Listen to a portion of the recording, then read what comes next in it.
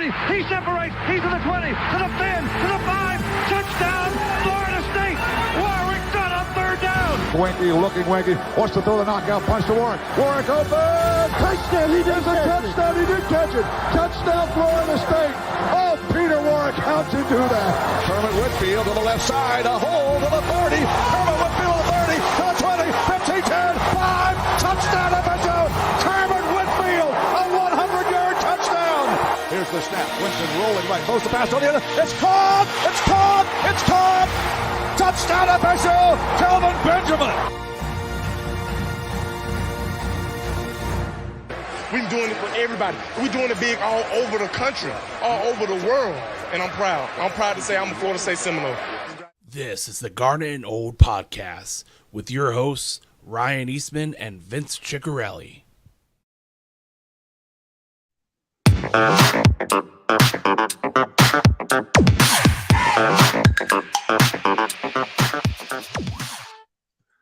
Welcome, everyone, to the Garnet and Old Show. No inside info, no contacts, no problem. Happy Thursday, Vince. How are you? I'm doing great, Ryan.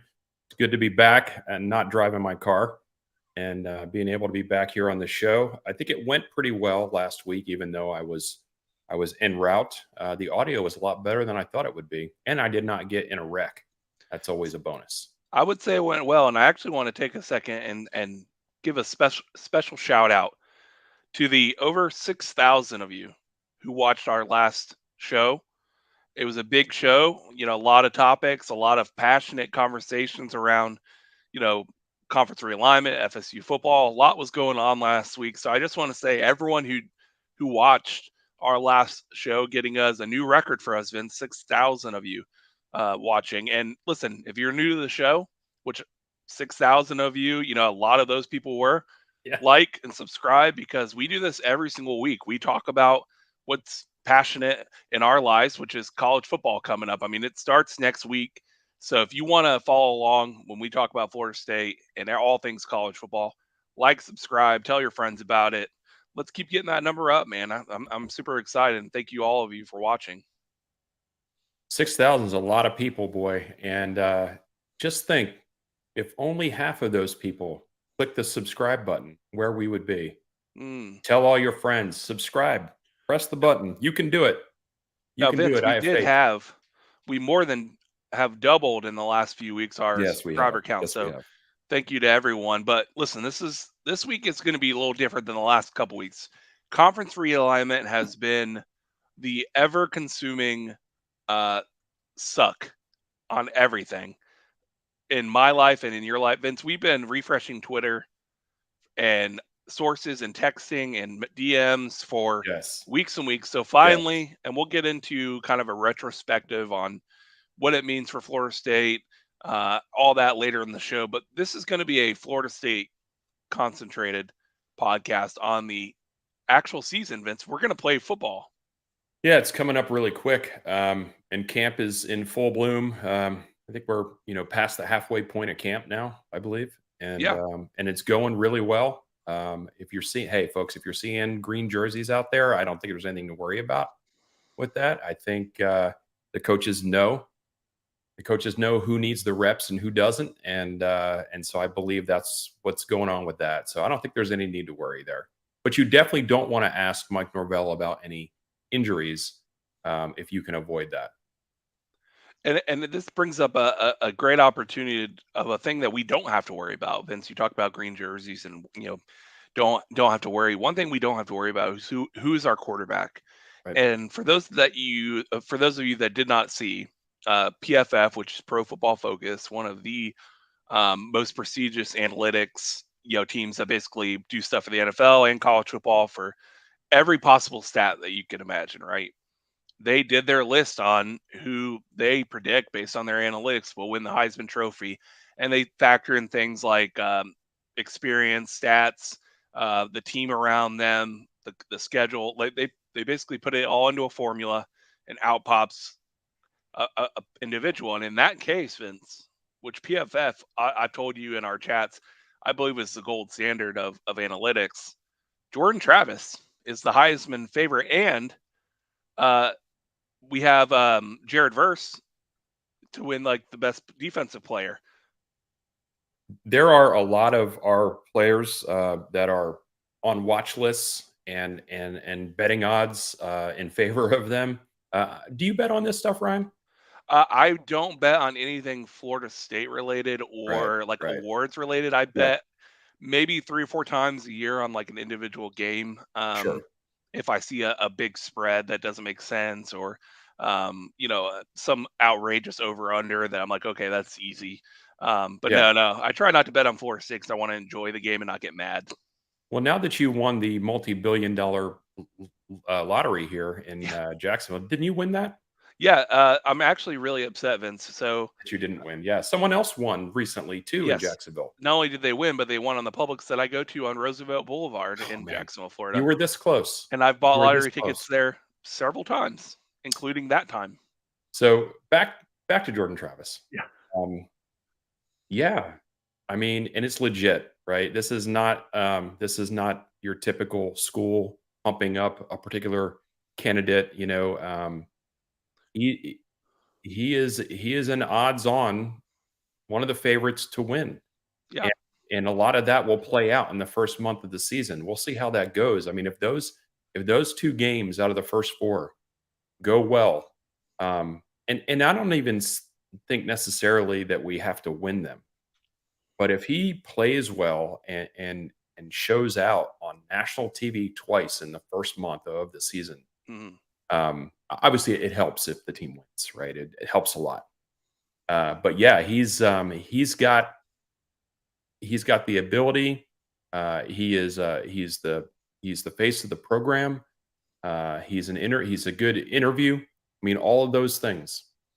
Yeah, and it's one of those things with Jordan specifically, we've seen the growth every single year, like better, better, better, every single year. So, you project that out, and we're seeing that in fall camp where we're hearing numbers where like balls don't even hit the ground, and if they do, it's could have been a caught pass. It was just a drop pass. So he's basically putting on I dare say like a Jameis Winston esque, camp where he's throwing dimes out there and tons of touchdowns every single practice, which is awesome to hear. But I just thought it was impressive that an, I guess a analytics firm like Sure. PFF in their numbers would predict because you're right about the fan goggles, right? I remember when I was in college, dating myself here. Um, I know where you're going. yeah, from 2007 until 2009, Christian Ponder, was heading into his second season as a starter, and Florida State launched the CP7 for Heisman website. Campaign. Yeah. And I had a shirt. Actually, I have a picture of myself in a shirt that says "Don't squander Ponder," and it had the number 7 on it. Right. But no one nationally was writing about Christian Ponder being a Heisman favorite. We were trying to essentially manifest it, and 2 games later, when we lost to USF and BJ Daniels, that dream and hope died You're hurt. pretty That perilously. hurts. Yeah, That hurts. Yeah, it is nice when the outside vibe, the outside hype is coming. It's not coming from the inside. I mean, we all know it has been a meteoric rise in his capability, his ability, his learning, you name it. I don't think I've ever seen anything like it from the quarterback realm, right? And he wasn't a bad player. It was yeah, just he was limited. He was limited. It was mostly legs, right? And just to see that growth, hey man, the coaches know what they're doing, and yeah. he's bought in fully. So if you're a wagering person, Yeah. what's it hurt to drop a little bit of money and see what comes out the other side? Well, I think we agree, Vince. One of our favorite things about last season was we commented every week how he didn't have to use his legs unless he needed to bail himself out of a bad situation, which was rare. So he was behind the pocket throwing touchdowns and completions left and right that you almost forgot that he was, I would say he's almost as dynamic as like a Lamar Jackson was in college when he gets going. Yeah. He makes people look silly, but 2 years ago we saw it every game, multiple times a game where he was just doing just silly stuff, breaking people's legs out there. And then last year it was only really once a game maybe that like he would, really sell it hard and take off running for a long gain. But he Right. really didn't have to. And now we go another year, and it kind of gets me to my fall camp thoughts, and kind of get your opinion here. Our offensive line is going to be the best it's been in 10 years. Yeah. Our wide Easily. receivers, tight ends, running backs. I mean, we're loaded here. So I would assume the trend would continue to be that he doesn't need to run, maybe even run even less than last year. Wouldn't you agree? Yeah, it's almost to the point now where, you had to run him early on. We showed last year that you didn't have to run him, and I think what you're gonna see this year is that they are going to purposely scheme up a run or 2 for him. Hmm. That is, the coaches are just really good at this. Scheme up a run or 2 for him, and maybe only in the games that matter. Yeah. And Situational football, big moments that we need a touchdown against LSU or Clemson. yeah, and because there's too much to account for on the offense. There's too much to account for. The offensive line, like you mentioned, is experienced. It's deep, and they're going to be better than they were last year. So last year, you remember what we were saying, like, wow, this offensive line is really progressing, right? Yeah. And this year, they're going to be better. The majority of them are back, and we've added some pieces to it. Yep. So think about the running game in general with Benson and Toa Philly and Keziah Holmes and Rodney Hill, and it just goes on and on and on. You don't Yeah. have to run Jordan, but once or twice, I'm telling you, during the big games, it's going to be out of nowhere, and it's going to be green grass. My It's favorite going to thing that be you just said exciting. Hmm. was that Rodney Hill was like fifth, Yeah. and Well, Rodney he's Hill would, actually. I mentioned him fifth, but he's probably fourth. To be honest yeah. with you. But I mean, he would be a starter at any school Yeah. in the ACC. Like for most teams, he would be their number one guy, maybe aside from Clemson, in our conference. And we have we're really getting spoiled this offseason. And what I've been hearing in camp is like for the first time, we were good last year on pass pro, but we could run the ball with a lot of misdirection and counters and outside runs, but we never really lined up and like, let's hit you in the mouth. Right. And what I'm hearing this fall camp is that we are able to surge forward.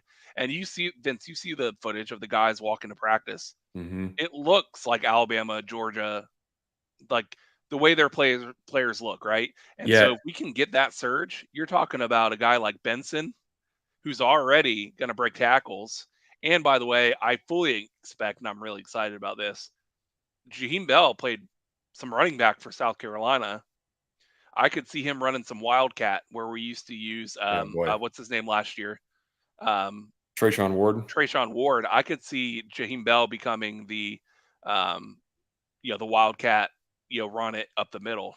I can't, again, here we go with the analogy of all these toys to play with on Christmas morning. What do you do? Yeah, It's going to be, there's only one football, yeah, and it's going to. I'm fascinated by the staff's ability to draw up plays, to set stuff up. yep, Um, even with all that though, Ryan, even with all the gushing we're doing about the offensive side of the ball, the defense has been, kind of, you know, I don't want to say dominating, but has had the lead during camp, which you often the see. DBs specifically, like, But keep in mind that they also know what's coming. yeah, they, it's the fourth year with Mike Norvell. So in the first couple of years, the defense is getting used to their playbook and the offense's playbook. G- Mike Norvell's playbook is not going to change drastically for this team. I believe that we saw what Mike Norvell liked to do last year. Aside from, I literally think the only thing that was missing last year was I guess more use of the tight end. I think we're going to see that, and we did. And remember in the spring game, Vince, we were there. A lot of tight ends and getting Wow. involved in the passing game, and so I think that's really the only thing in his playbook that's going to be like, oh man, we a lot more. throws to the tight ends here because Right. we have so many of them. But the playbook is the playbook, and it's just about spreading the pieces. But I want to bounce this off you, Vince. I don't know if this would be controversial. Do you Probably not. believe it's the deepest roster since 2013? So I want to keep in mind 2014's roster was still pretty darn good. Yeah. So what do you think? I'm trying to think of, who left from 2013 to 2014, but I mean, it's up there. I mean, you're saying you're basically saying this is the deepest roster in either 10 years or 9 years. Yeah. So, yeah, I don't think that's a stretch at all. I mean, um, it's while you may not have as many full-fledged superstars Blue chips, yeah. from a depth standpoint, it's the floor is Yeah. very, very high. And you hear about that all the time. What's the ceiling? What's the floor? The floor is very, very high. Yeah. Just in the offensive line alone, Yeah. is very high. So yeah, I think that's probably true. You switched topics on me too quickly here, but that's okay because I wanted to ask you your opinion, Ryan, on punt return and Keon Coleman Yeah. returning punts. What do you think about that? I'm happy about it because I see him first catch the ball every time. Mhm. Now, last year wasn't bad, but we kind of played it safe. You could tell that from years of I mean, we had The worst I, special teams, the worst would, punt return team. Oh my goodness, it was would you terrible. say we had PTSD going into last year where we were just thrilled that we would catch the ball The people would catch the ball. Yeah, and down it or wave it off and get away from it without like it hitting the ground or someone accidentally touching it or hitting a helmet, everything that used to happen. So I think this year we're going to take the next step forward, which is someone who not only can feel the ball but who is dynamic and has massive size. You don't generally see a Keon Coleman right. size punt returner.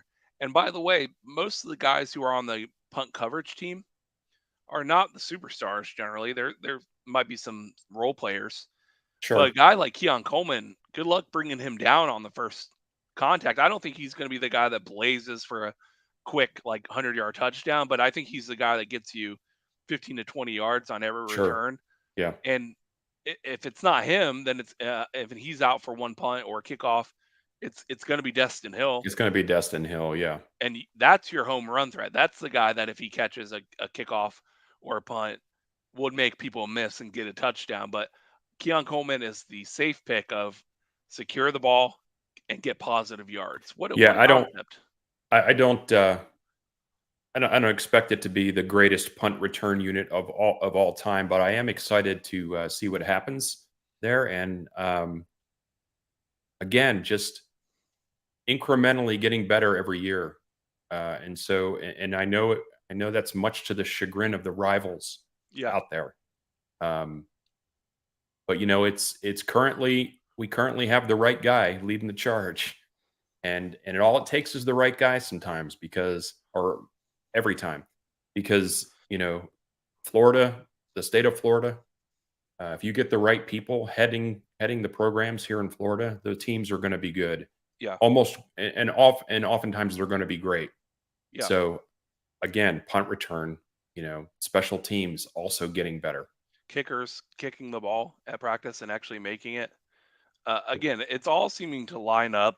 And what's exciting to me is that we saw a 10-win season last year where we were coming into last year with a lot of doubts on like what this team could be. Maybe they're 8 wins, 9 wins, maybe 10 at the best case scenario, and they hit best case scenario. And so this year, I think we all believe best case scenario is getting to the national championship or the playoffs. Like, Getting to the playoff is the best case scenario. yeah, Yes. and that is their ceiling. They are Mhm. capable of making a run at the national championship. But I would say the floor this year is really 10 wins. Yeah, it's kind of hard. It's kind of hard to say those words out loud. I mean, 10 wins. I mean, regular season, right? Yeah, I don't know. I'd say maybe the floor is 9. Just because games injury in a can vacuum, happen. you never know. Yeah, You never know. Um, and if you have catastrophic injuries, it's totally different, right? So yeah, knock on wood. Um, But yeah, I'd say the floor is probably 9. Yeah, And the ceiling, Ryan, the ceiling is exciting. the ceiling. Yeah, it Yeah. is. And you're not going to predict a national title, neither am I, No. because I think there's still some depth concerns in certain areas on I'm this team. predicting an ACC title.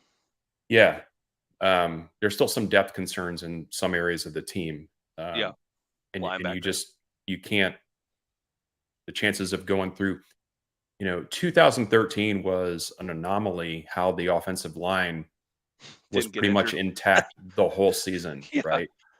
Yeah. And so it really worked out in our favor, but that doesn't happen ever really, or very rarely. So you got to Well, be it's able to also, withstand that. we thought, I don't know if you remember, because obviously we had some really good running backs on that team in 2013, but going into that 2013 year, we hoped James would be good. We didn't know he'd be a Heisman Trophy winning quarterback, and Mario Pender was supposed to be the guy Oh yeah, that's right. for like 2 years. Like we were like, and it ended up being Dalvin Cook later on after Devontae Freeman. So um, it shows that we can have all the expectations in the world. We could think Keon Coleman's going to be amazing, but then he drops 2 punts, and then all of a sudden a player comes in that was not the plan, but is the plan now, and ends up lighting it up. So I just want to make everyone clear: we all have these grandeur thoughts of putting up 40 every game. And do I think that's likely? Yes, but also you have to leave room for you never know, things can get weird. Have to be played. Plus they're Um, college kids. yeah. So don't be frustrated. Like if it's a great game against LSU and we lose, hey man, LSU's got a ton of 5 stars. But I do want to talk about LSU, Yeah, we Vince, if you're need done. to get to that because it's interesting what's going on with them. So for those of you that don't know, 2 things. In LSU's defensive backfield, one of their best players, returning starters on defense, out with a season-long injury, and we don't wish that on anyone. Yeah, We're not the podcast, and I know there's some there are other some. some shows that are putting gifs out there like celebrating an injury because what it means. Listen, could Florida State potentially benefit on the field because due to that injury? Sure, but we're not going to be excited that a young man got injured. However, that would be enough to give. I would think if like our number one defensive back got injured, let's say Akeem Dent out for the season, we'd be like, oh man, that sucks, right? Like, but we should be fine. But then when you have their transfer, their big splash transfer, who is supposed to start, get in a fight that apparently got pretty insane, Yeah. and now is going to be off the team. So you have their top 2 corners out for the year, not playing at all. And one thing I'm going to keep coming back to this, Vince, because I mentioned this last season. I've watched Notre Dame with Brian Kelly for basically his whole run, because they would a lot of times open the season against some good team, right? A decent Sure. team at least. Brian Kelly's teams tend to start a little slow in the first 2 to 3 games. I'm talking like look a little, sometimes a little sloppy, sometimes a little plain, a little generic, like with their run game. And then usually by the end of the year, you're like, oh, they're okay, they're cooking now. Right. It's just something I noticed, and they started slow in that LSU game last year, and it just seems like Mike Norvell. If you were to just put a gun to my head and say, what's your thoughts on the game, you have to make a decision. I feel like we have a pretty good idea of what's going to happen from our end. But with losing their two number one corners, if I was them having to cover the wide receiver group that we have, if I was a fan, I'd be terrified. And I think you're seeing that in a lot of their message boards. Yeah, I mean, what would you do as the coach? You'd probably run a ton of nickel, Yeah, a right? lot of safe coverage, which lets And the running backs just eat. that's right. So, I mean, it's a tough thing, and you, like you said, you don't wish any kind of injury on anybody. But the guy that got in a fight, I mean, that's just ridiculous. And woe is you. You're Yeah. you gonna reap what you do. But um, yeah, it's going to be interesting to see how that plays out. LSU always has great defensive backs. They Always. got talent on their team, but probably unproven talent. Right. And so you want, and maybe by the end of the year, that unproven talent is fantastic. But I don't think you want to have that unproven talent go up against Johnny Wilson and Keon Coleman. Game one. And I mean, In a neutral site. it's not what you, it's not optimal. Right. Yeah. Feel bad for that kid because, just like you would want rivals, you would want competitors to feel bad if your player went down, and it is terrible. Like, the kid just wants to play. We'll see how it goes, but they are losing pieces, and it's getting close to game time, Ryan. Yeah, it's funny because I think that any team would struggle with our wide receivers, but if you're losing your top guys, I think it can get hairy pretty quick. Yeah. One thing I wanted to mention, Vince, that I didn't have on the banner here is Daryl It's loud. Jackson's waiver. Oh yeah. So everyone knows he got rejected. We love Daryl Jackson. Probably would have been one of our best players on defense. I think it's pretty sure that would have happened.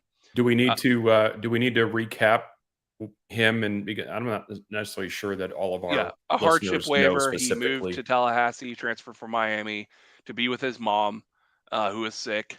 And the NCAA denied his waiver. And at first, it started with just Marco Rubio, senator in Florida, writing a letter asking the NCAA president to reconsider. And then it was another senator. And now today we had like 10 people on a document, Right. like signing, like, hey, I wouldn't be surprised if this got to like the governor writing something. And I almost imagine that with that much pressure, they would eventually just be like, better to just do it than to deal with all these people, right? Because let's make no mistake, the NCAA has a lot of things that could end up in certain legislations, and they want things passed too. And so when you start having senators getting frustrated and asking you to do something, it might behoove the NCAA, even for selfish purposes, to give in. Well, yeah, I mean, because this is a ridiculous decision. It is. It's a ridiculous decision, and there's no logic behind it. So do the right thing, and that's all they're saying is do the right thing. Yeah. It doesn't matter what the process is now or the policies are now. None of that matters. The kid wanted to transfer to be closer to home because he has family that's not doing well. I mean, what are we doing here? Let's be honest, it's bullshit. It really is. It really is. And it's, last gasp from the NCAA, trying to have some kind of power within the college football world, when really they've squandered any goodwill. They've squandered any semblance of being an organization that people look to with respect. They've squandered it all. Because they make unbalanced decisions. They'll make a decision one year and the next year it's a different decision, very similar situations, or they'll come down super hard on one team with penalties, and then another team does something similar and you're like, they got off with like nothing. So it's just, they've never been consistent. They're not legitimate. Half the stuff that they say now, no one's even listening to. Right. I wouldn't be surprised if there might be some legislative action that the state could do to, like, hey, in this situation, we're going to allow a player to play without fear of repercussion. That senators could try to do something like that if they really wanted to push the issue. I think it's only a matter of time before a school that gets some kind of ridiculous, sanction or something, where a school just says, we don't care, we're doing it anyway. Fine us. So what are you going to do about it? The wins that they took away from Bobby, it still makes no sense. It makes no sense. I mean, none of that makes any sense. So, hopefully somebody there gets a logical brain cell and makes the right decision for this kid and his family. So let's talk about something in a retrospective point of view. Here we We've go. been talking for weeks and weeks and weeks and weeks and weeks about conference realignment, what's going to happen. And for those of you who don't know, the 15th, which was the deadline for FSU if they wanted to play in another conference next year, came and went, and nothing happened. And there was articles written by people who obviously have either a vendetta against Florida State or just want to poke at and kind of make fun at the fact that nothing happened, saying the SEC and the Big Ten aren't interested at all in Clemson and Florida State. And we're like, give me a break. Like, guys, if you believe that, when you look at the TV ratings, when you look at the just the viewership that Florida State and Clemson and really even Miami bring to the table, if things got cleared up with granted rights and like figuring a way out of the conference, those conferences would 1000%, both of them would be interested. So any kind of pontificating that it was never even discussed and not even interested is a load of garbage. And the people that write those articles are the same people that have been writing articles for years, during the Jameis scandal and all that stuff that was going on. And I one of our fellow podcasters in the FSU network brought up the story of, like, they would talk about how anyone who questions Bobby Bowden and if he should stick around, hey man, they should have some respect for him. They shouldn't question Bobby Bowden. But then they'd be the same ones writing articles on why Florida State is going 6-6. Right. And so it's nothing new for Florida State fans. It's nothing new. We're used to this kind of stuff. Well, because the whole social media and journalism, as it were, has really changed. And we all know this, right? Yeah. They want you to click. Yep. And if they can get you to click with some sort of emotion or passion, that's even better, right? Yeah. It's disingenuous to say that the Big Ten or SEC would not want to have Florida State or Clemson or Miami or UNC, in those leagues, because it's logical. Yeah. Forget about the hat I'm wearing, right? Forget about that. It's logical. If I did not follow Florida State, if they were not my team, and I looked at the types of ratings that Florida State gets, I would absolutely say, yes, it's disingenuous and it's all for clicks, and everybody wants to be right. The other thing that's been frustrating, or not frustrating, but has kind of perturbed me to a degree, is how it's all of a sudden, it's so extreme, right? It's either we're leaving right away in 2024 or never. We're going to be in till 2036. It's not the way it's going to work. Yeah. We started hearing stuff, toward the end of last week, and seeing stuff that made more sense of why it wouldn't happen, for next year. Season. Yeah. Now, did I want it to happen? Absolutely, because I want to be free of the shackles. Yeah. Right. But we knew that it's more to it than that. Distinct possibility that 2025 made more sense. Yeah, there's more to it than that. There are other things to consider. It's not that Florida State is broke, right? It's not that the grant of rights is infallible, ironclad. None of that matters. Now, logistics matter. Yeah, scheduling, right? and pre scheduled things that have to happen. And why, if you're going to make a big move like this, which Florida State is going to make this move. If you're going to make this move, you want to have as much buttoned up as you can. Yeah. And well, Vince, tell me what makes more sense to you. Next year, we open the season against Georgia Tech in Ireland. The following year, we open the season against Alabama. Which season to you, Vince, would make more sense to join the SEC? Yeah. Yeah. I mean, I don't think, or the Big Ten. Yeah. Or anyone. Yeah. Just not the ACC. But it think about everything that would have had to have happened for this to happen by next year. It's a lot. And we all got excited about it. I did too, because it was, it could have happened. But when you step back from it, when you step away from it, and you look at everything that has to happen, it was never going to be for next year.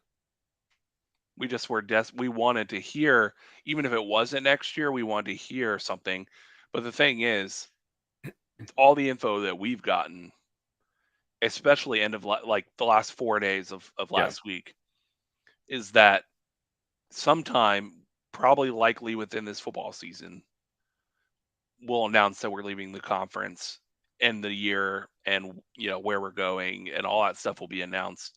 But it's not going to be for next year. And by the way, we're doing a ton of, for those of you who don't know, Florida State's doing a ton of stadium upgrades next year. So if The you want to present football-only your facility is being built. if you want to present your beautiful new facility, part of the SEC, we're playing big time football. You don't want to see bulldozers and dirt fields in the background of your stadium, because next year it's going to be a little rough. It's not going to look like the usual Doak, because they're going to be building a player only facility. They're going to be building new upgrades in Doak Campbell. So a lot of things are going to be happening next year, and so the following year, all that will be completed, and then I can imagine it now, live from Doak Campbell Stadium, the first SEC game or a Big Ten game or whatever it is. Beautiful. Florida State just completed this beautiful new facility. They spent millions of dollars on it. It just fits what you want the nation to see. Sure. And now that you've said those words about maybe announce it during the football season, I don't think so. I don't think they're going to announce it now until after the football season is over. Interesting. Did not cause distraction. There's no need now, right? You don't gain anything by doing it right now. Now you wait till after the season, and things have, the season comes and goes, and you're not putting any other kind of distractions on the program. There's an interesting tidbit here, and it could give you leverage to get a better deal at one of the conferences. If Florida State wins the national championship or makes a college football playoff, you better believe that ups their stock and what their value is to both conferences. And that there's still not a settled deal where we're still trying to get the best offer per, how much per year and exit fees and paid for and all that fun stuff. You better believe if Florida State won the national championship this year, that we would be the darling for either conference. Like if whoever got us would get the national champion. Yeah, think about that for a second. So let's temper the enthusiasm a little bit, because neither you or I believe that's going to happen. Let's say playoff. But let's say the conference champion. Yeah. Imagine the conference champion, once the season is over, saying, peace. We're leaving the conference. Yeah. I would do it when they're handing us the ACC championship like trophy. Yes, as you're walking out the door with it. Yeah. And throw it in the trash can. and are we going to win the conference championship? We have a great shot, man. I think we are. We have a great shot at it. One thing I do want to say, Vince, going back for a second, when you brought up, it's not just us being Florida State fans saying why the Big Ten and SEC would want us. There's a perfect analogy here.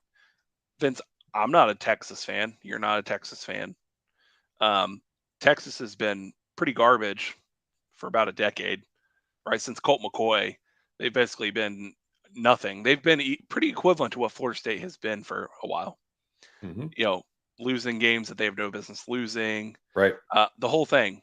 But we understand, as college football fans in general, that Texas is a very valuable property, and that people who are Texas fans show up to games, and Texas draws huge numbers. No matter how bad Oklahoma and Texas were when they play each other, that thing is going to be the main watch game, the Red River rivalry, that Saturday. So we understood, as Florida State fans, we do understand.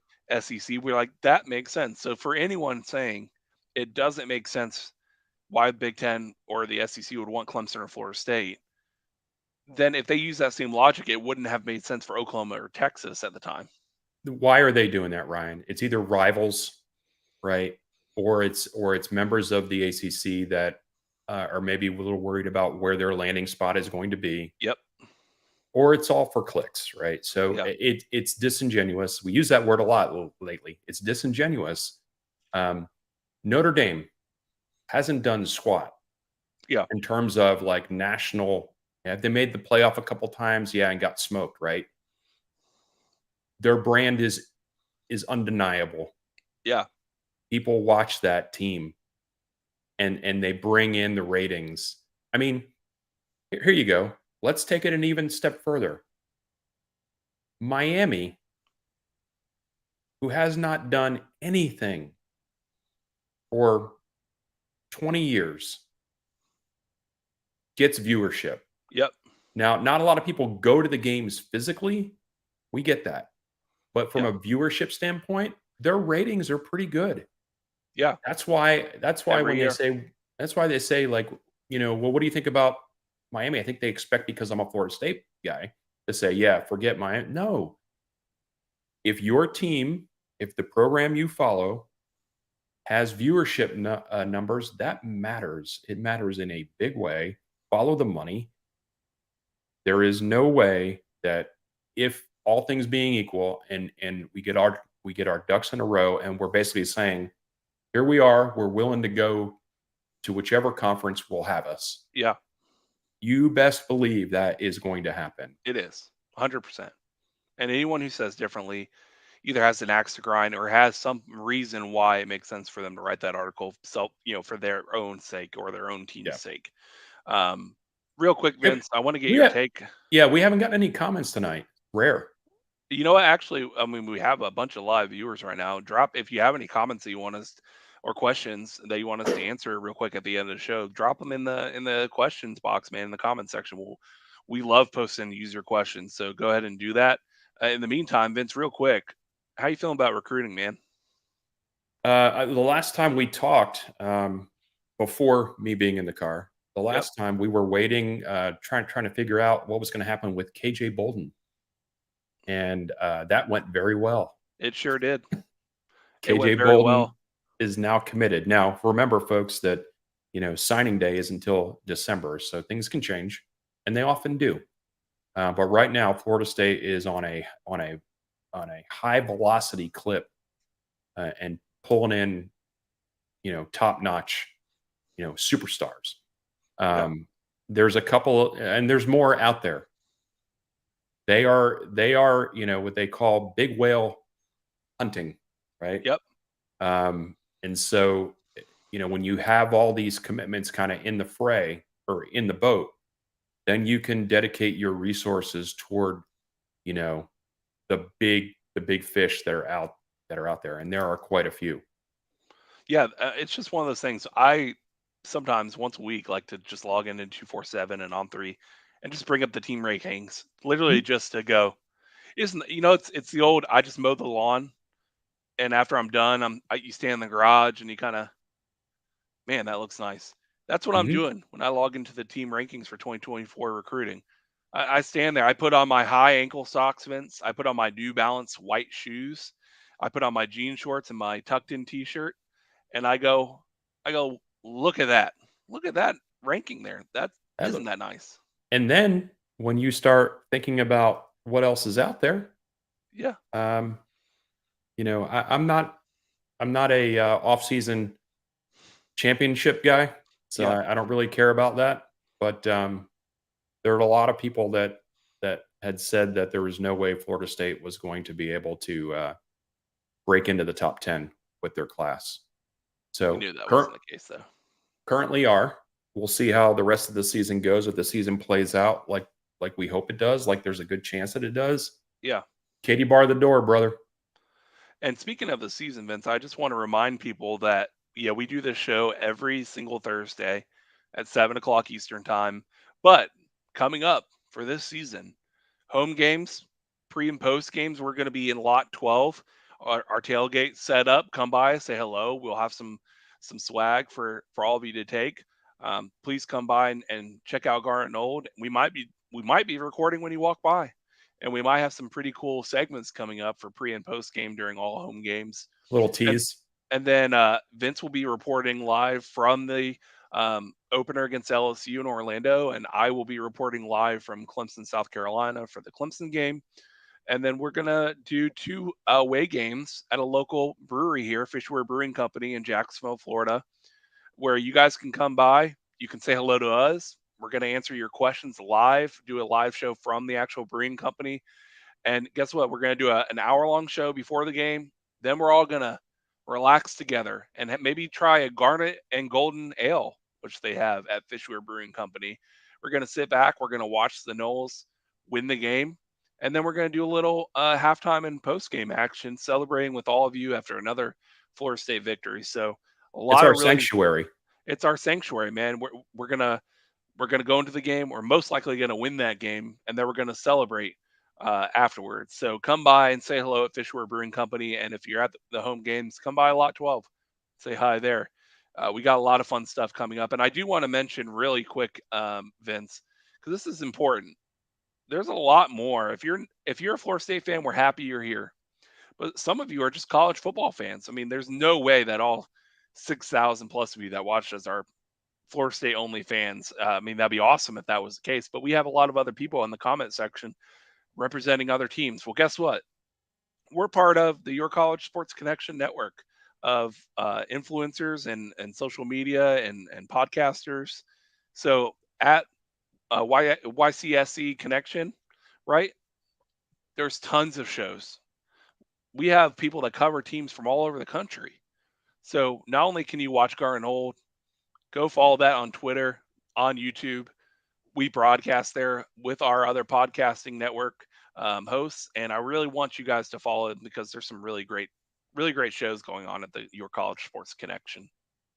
Yeah, we're getting close to kickoff of the season, and Ryan and I'll be back here next week. Remember, everyone, Thursdays at 7, and then really time to buckle up the chin straps after that, because Ryan and I and Garnet Old will be, like you mentioned, pregame, postgame, you name it. We're going to do it all.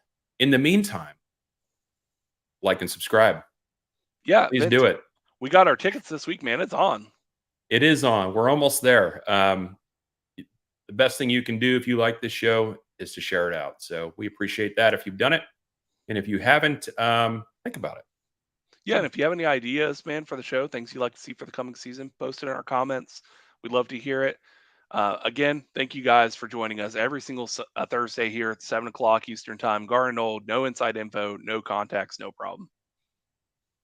Go Noles. Go Noles.